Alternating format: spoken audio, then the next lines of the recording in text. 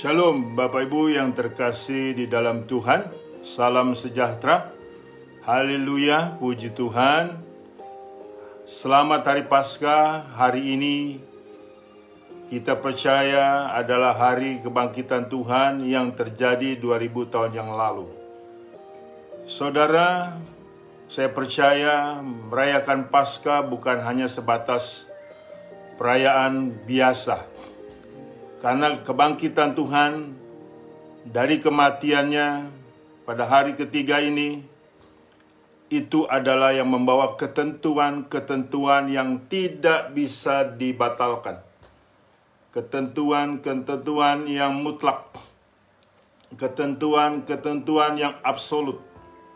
Dan ketentuan-ketentuan apa Bapak Ibu yang kita harus percaya dan sudah melekat atas diri kita. Untuk itu kita berdoa terlebih dahulu. Bapa Surgawi, terpujilah nama Tuhan Yesus kekal selama-lamanya. Dan kami percaya Engkau adalah Allah kami yang telah mati dan bangkit pada hari ketiga yang hari ini kami merayakannya. Atau kami memperingatinya. Bahwa Tuhan kami telah membawa ketentuan-ketentuan yang melekat atas diri kami yang kami beriman kepada ketentuan tersebut. Bahwa Yesus Kristus adalah Allah yang kekal selama-lamanya dan telah mengalahkan maut. Terima kasih Bapa, sertai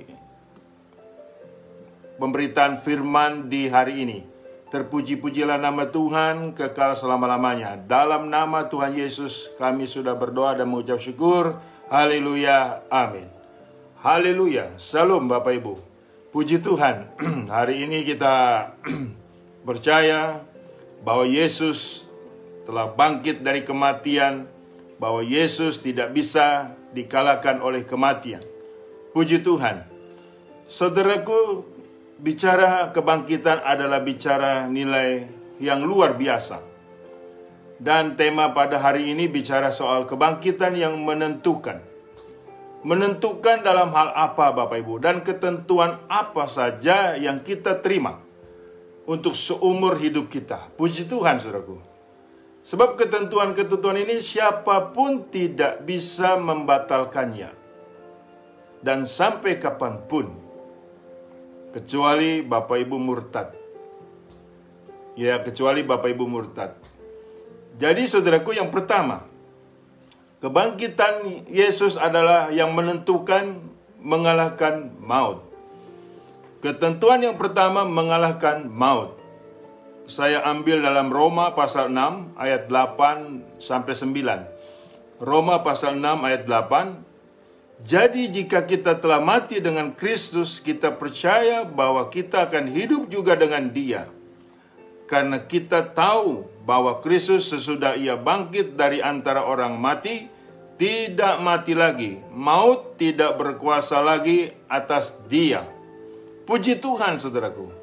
Jikalau Yesus telah mati dan kita percaya bahwa Dia akan hidup juga dengan Dia, dan Dia telah bangkit dari antara orang mati, tidak mati lagi, maut tidak berkuasa lagi atas Dia. Jikalau maut tidak berkuasa atas Tuhan kita Yesus Kristus, automatically maut juga tidak berkuasa atas umatnya.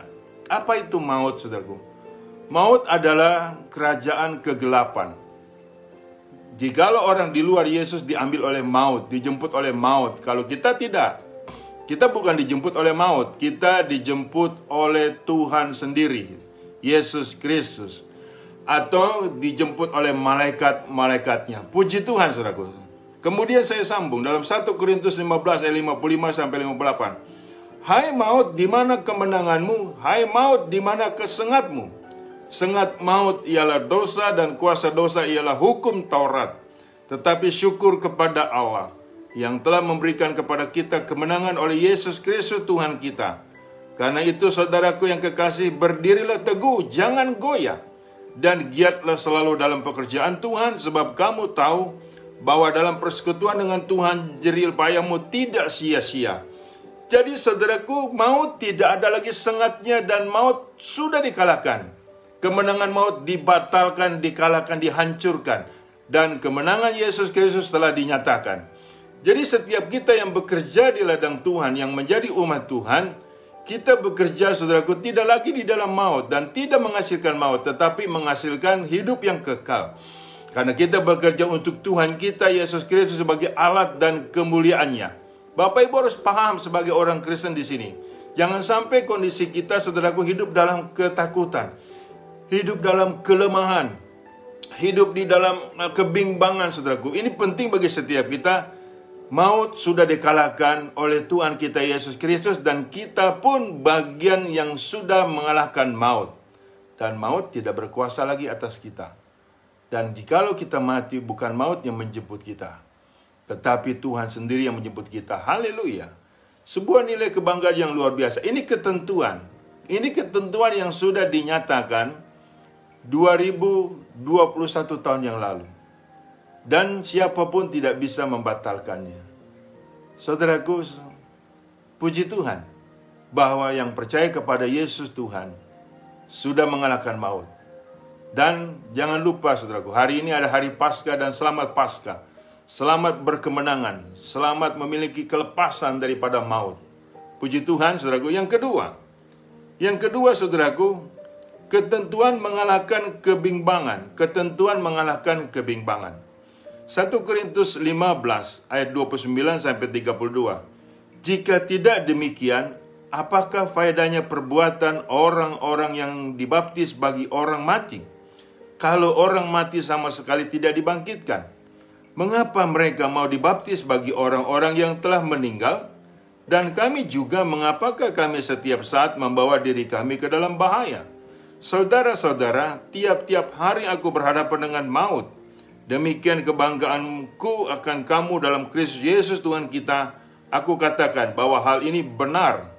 Kalau hanya berdasarkan pertimbangan-pertimbangan manusia saja, aku telah berjuang melawan binatang buas di Efesus. Apakah gunanya hal itu bagiku?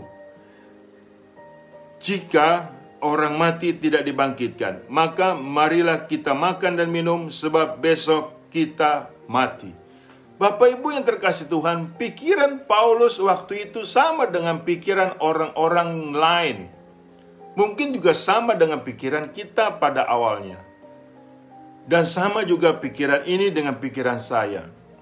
Kalau tidak ada orang mati dibangkitkan dan tidak ada kebangkitan orang mati, saudaraku, kita adalah orang-orang yang paling malang, yang paling bodoh, saudaraku. Iya kan? Jikalau tidak ada kebangkitan orang mati, kita ini orang yang paling bodoh. Ngapain kita dibaptis segala, ke gereja segala, berdoa dalam nama Yesus segala, ngapain? Iya kan? Ngapain? Benar kata orang lain, kalau tidak ada kebangkitan orang mati, itu benar. Ngapain kita melakukan perkara sia-sia? Kita juga tidak bodoh, Bapak Ibu. Itu terpikirkan juga oleh saya. Ngapain saya menjadi Kristen kalau tidak ada kebangkitan orang mati? Ngapain? Dianiaya, susah payah, iya kan, menderita, ngapain? Tetapi saudaraku, puji Tuhan, syukur kepada Allah Bapa bahwa Yesus adalah Tuhan yang telah mengalahkan kematian. Dan bukti otentik menyatakan bahwa benar-benar Yesus mati dan bangkit pada hari ketiga. Kubur kosong, kuburnya kosong, tidak ada.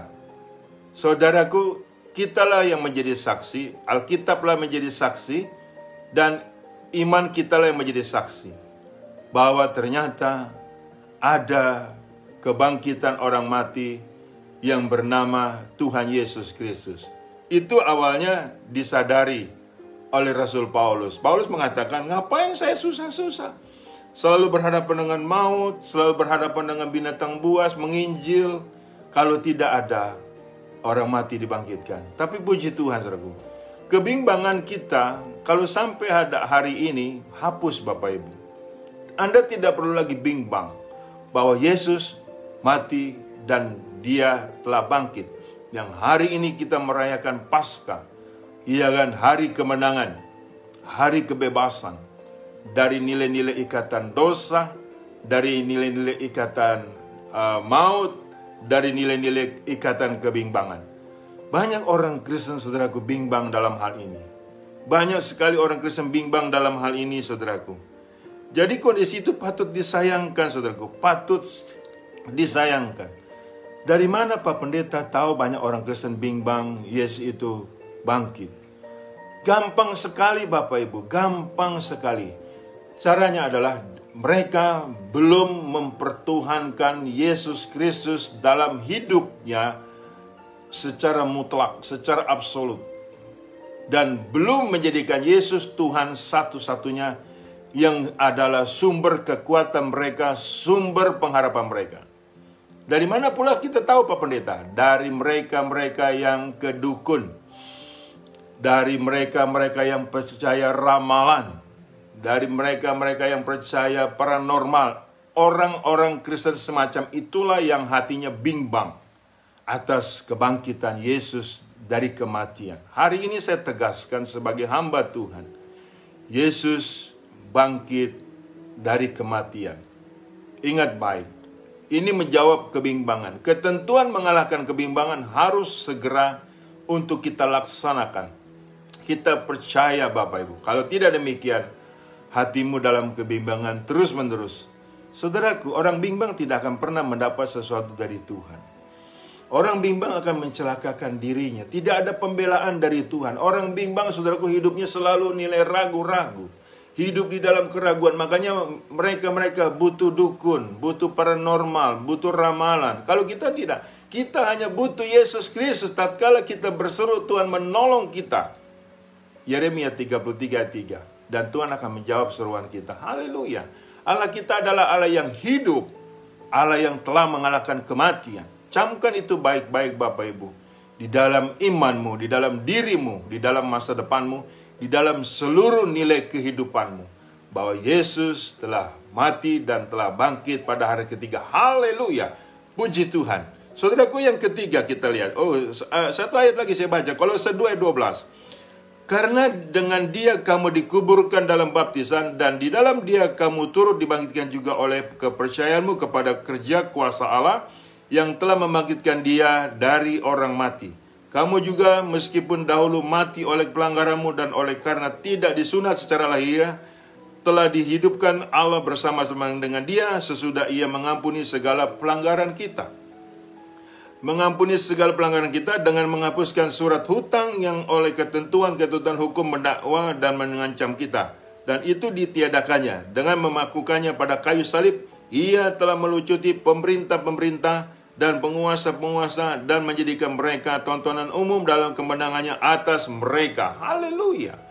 Penguasa-penguasa di udara roh jahat, saudaraku, sekarang menonton kebangkitan Yesus Kristus. Mereka tidak berdaya, mereka dibungkam oleh kebangkitan Tuhan.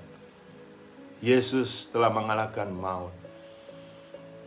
Yesus telah mengalahkan kematian.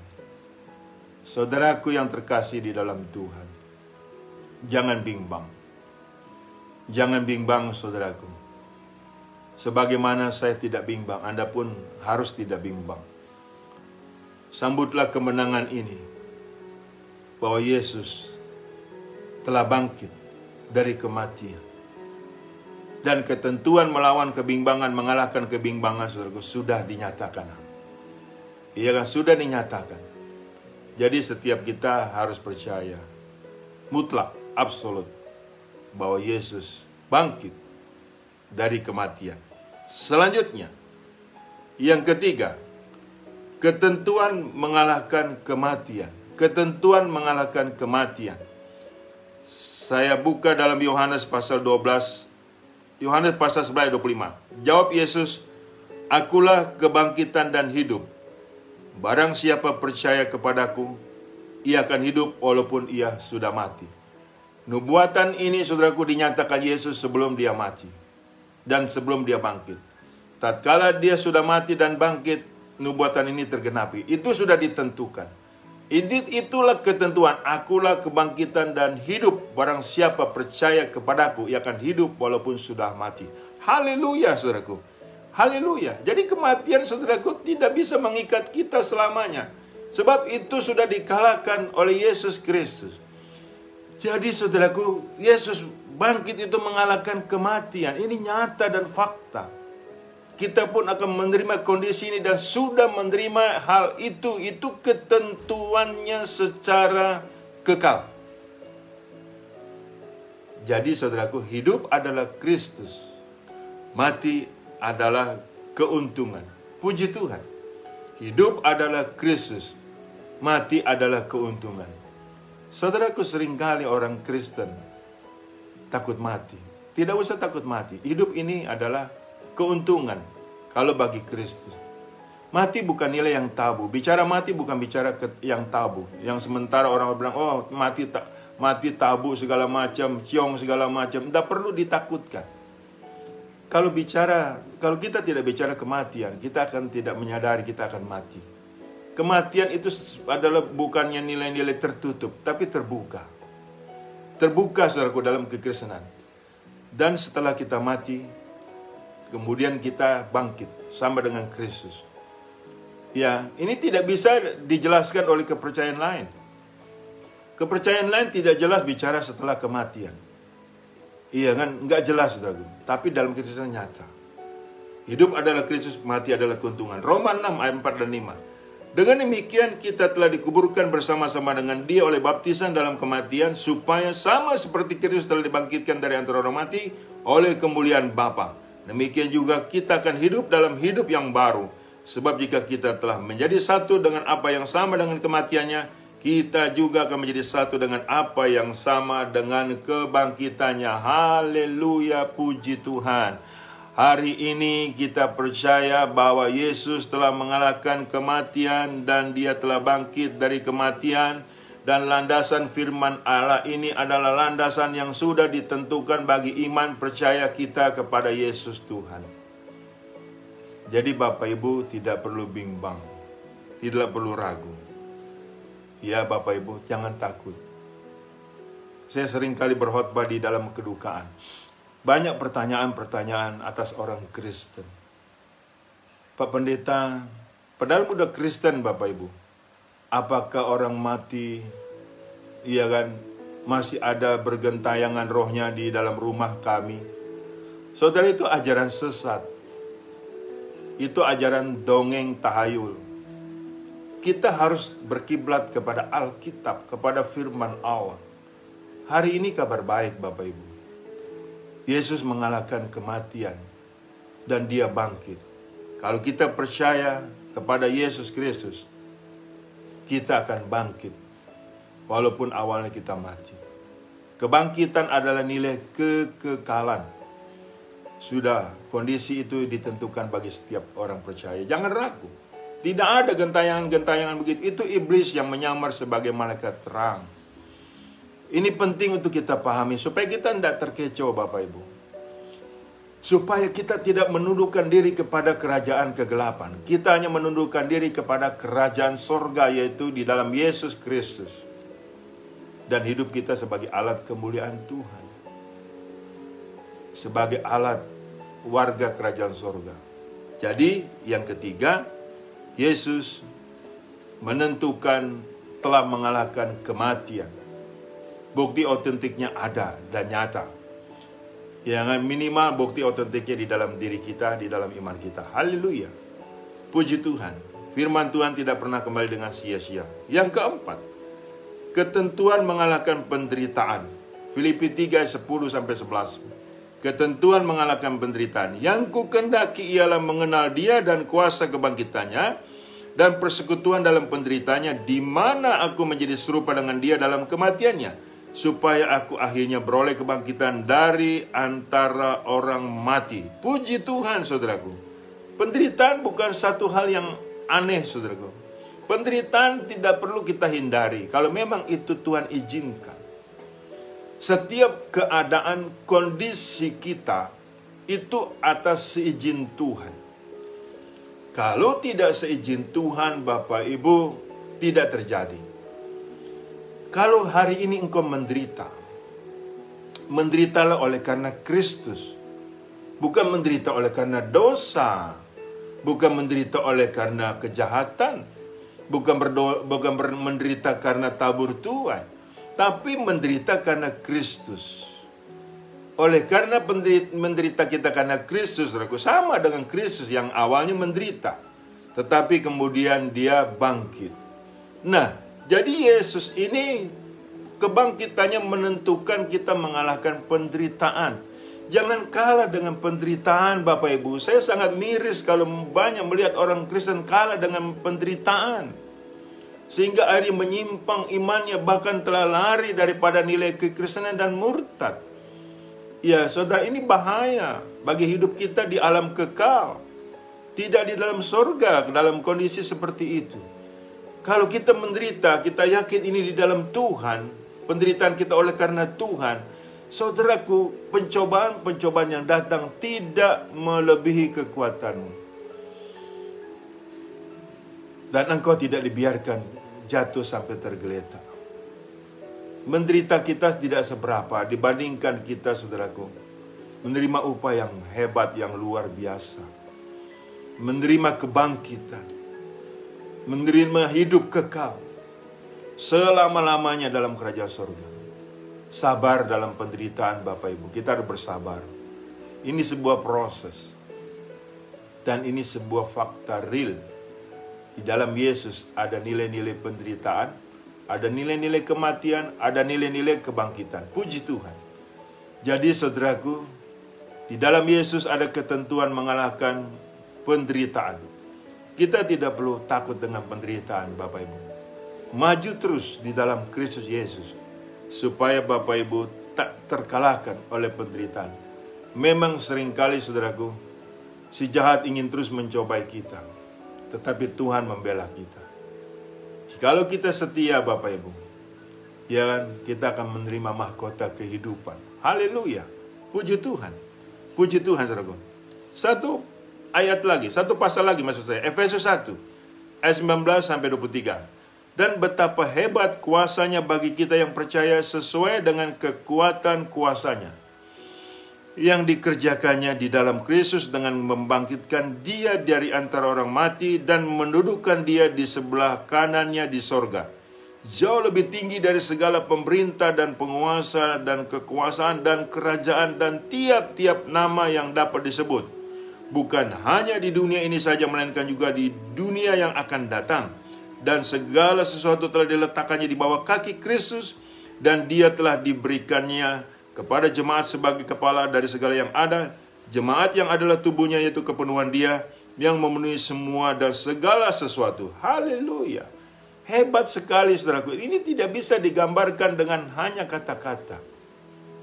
Kehebatannya itu mengatasi langit, mengatasi bumi, saudaraku. Luar biasa. Nama dari atas segala nama, yaitu Yesus Kristus. Di kolong langit ini tidak ada nama lain kecuali di dalam nama Tuhan Yesus Kristus yang manusia beroleh keselamatan. Haleluya. Nama ini ditakuti oleh iblis. Nama ini disegani, ditakuti oleh si jahat. Di dalam nama Tuhan Yesus Kristus, setiap lutut bertelut, setiap lidah mengaku bahwa dia adalah Tuhan. Haleluya. Inilah kondisi yang sudah ditentukan. Dan kita bagian yang sudah ditentukan, bagian yang sudah dipilih sebagai umatnya. Satu nilai bukan kebetulan, saudaraku. Saya menjadi Kristen bukan kebetulan. Iya kan? Kalau bukan kebetulan apa, Pak? Kegenapan. Atas pilihan Tuhan. Puji Tuhan. Puji Tuhan, saudaraku. Ini satu hal yang luar biasa bagi diri saya. Siapa diri saya kalau Tuhan mau peduli? Iya kan, saudaraku? Mau menyelamatkan saya dengan seluruh keluarga saya. Seisi keluarga saya. Satu orang bertobat, seisi rumah diselamatkan. Puji Tuhan, Bapak Ibu. Jangan mundur dari ketentuan-ketentuan yang telah ditetapkan mutlak absolut selama-lamanya. Maju terus di dalam Yesus Kristus, di dalam Tuhan kita. Jadilah saksi Kristus yang tangguh, yang kokoh, yang kuat. Bertahanlah sampai mati, dan setialah sampai mati, bahwa Yesus sudah mengalahkan maut, sudah mengalahkan kebimbangan, sudah mengalahkan kematian, sudah mengalahkan penderitaan. Puji Tuhan. Tuhan Yesus memberkati. Kita berdoa. Bapa Surgawi, terpujilah namamu. Kami bangga sekali, Tuhan, mempunyai Engkau Yesus Kristus sebagai Tuhan dan Juru Selamat kami. Engkau telah membuktikan bahwa dirimu adalah Allah yang mengalahkan maut, yang mengalahkan kematian, yang mengalahkan penderitaan, yang mengalahkan kebimbangan. Engkau sudah bangkit dari kematian dan kami menjumpai kubur-Mu yang kosong. Haleluya. Dan kekekalan Tuhan Yesus kami terima dengan sukacita. Kami pun akan hidup kekal selama-lamanya bersama dengan Tuhan Yesus. Haleluya. Tuhan berkati seluruh jemaat-Mu Tuhan. Tuhan pulihkan mereka yang bimbang. Tuhan perkuat mereka yang lemah. Dalam nama Tuhan Yesus aku sudah berdoa mengucap syukur. Haleluya. Amin. Bapak Ibu yang terkasih dalam Tuhan, terimalah berkat dari Allah Bapa, di dalam cinta kasih Tuhan kita Yesus Kristus, di dalam persekutuan dengan Roh Kudusnya yang selalu menyertai kita.